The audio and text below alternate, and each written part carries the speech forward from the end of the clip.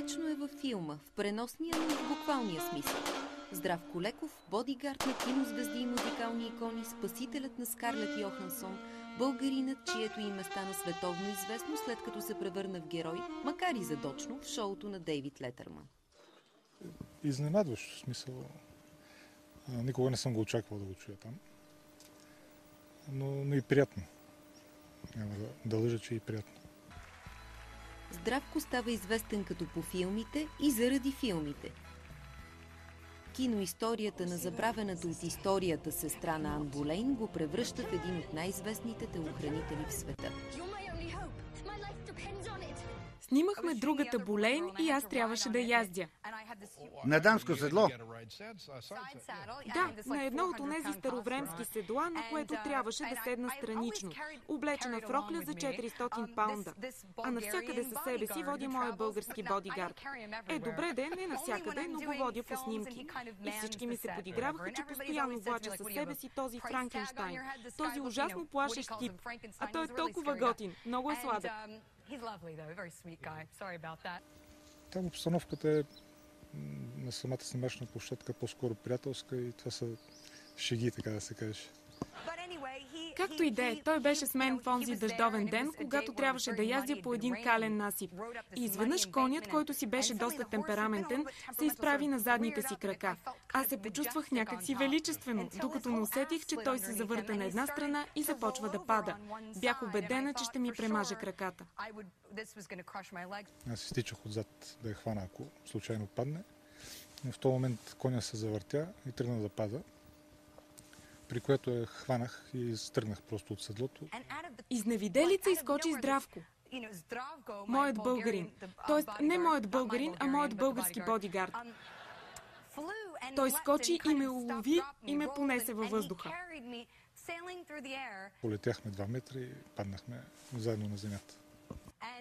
Знаех си, че някой ден Здравко ще ми спаси живота и той го направи. Да, имаше много голям риск, защото животното падна на една страна и се превъртя, така че ако беше останала на седлото, наистина можеше да има много сериозни последствия.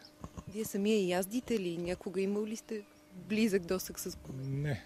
Значи, на времето като малък на село съм яздил, но по принцип нямам опит с конете. Няма да крия, че когато видях коня да полита към нас, си помислих дали няма да ме смажи и мене, но точно това ни е работата, да преодолеем този инстинкт и да спасиме човека. Скарлет среща Здравко в България, докато снима Черната Далия.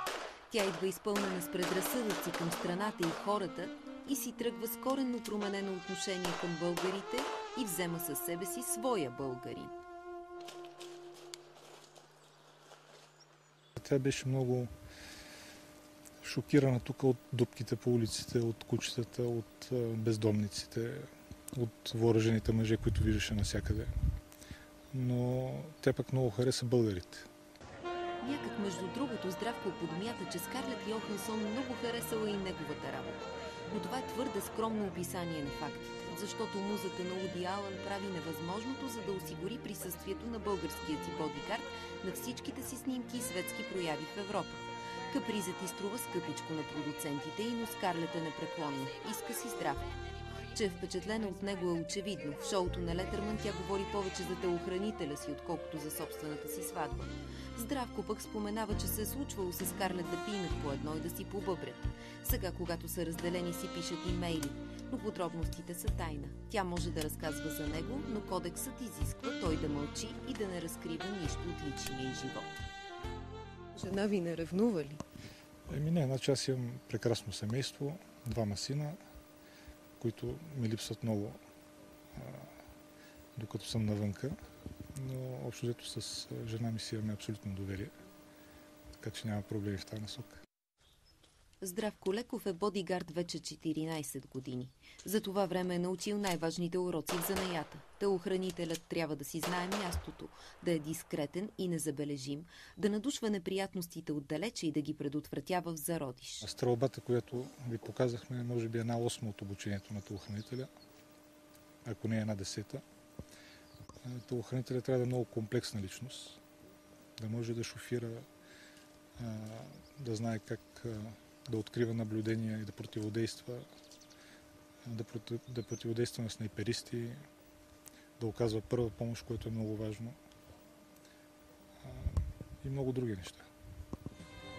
Спасителят на Скарлет Йохансон изненадващо признава, че всъщност не се плаши толкова от маниаци с оръжие, колкото от хора въоръжени с фотоапарати. Гордее се, че докато пазила актрисата в Англия, папараците й направили само една снимка, при това с качулка. То е едно непрекъснато надлъгване. Общо взето, дори с някои папараци така имах и добри отношения, говорили сме си. Те разбират, че аз си върша моята работа, пък аз знам, че те си вършат техната.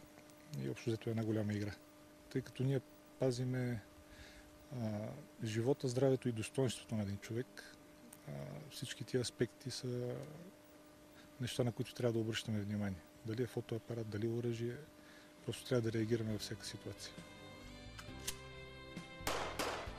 Здравко Леков е охранявал и Патрик Суейзи, Иштар, Хилари Слонг, Риана, Мерилин Менсън, Стивън Сегал. Не казва дали и на тях им е спасявал живота, защото е професионална тайна. Поне докато те самите не решат да заговорят за това. Както направи Скарлет Йохансон.